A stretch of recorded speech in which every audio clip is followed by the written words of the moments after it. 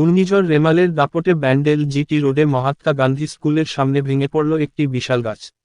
বেশ কিছুক্ষণের জন্য বন্ধ হয়ে যায় রাস্তার যান চলাচল।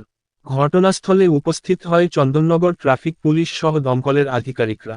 ঘটনাস্থলে এসে পৌঁছায় দমকলের একটি ইঞ্জিন। ঘটনাস্থলে উপস্থিত হয় বিদ্যুৎ দপ্তরে কর্মীরাও। কিছুক্ষণের জন্য বিদ্যুৎ সংযোগ বিচ্ছিন্ন করে দমকল ও ট্রাফিক আধিকারিকরা দ্রুততার সঙ্গে কাজ করে গাছটিকে সম্পূর্ণরূপে কেটে রাস্তায় যান চলাচল নিয়ন্ত্রণ করে।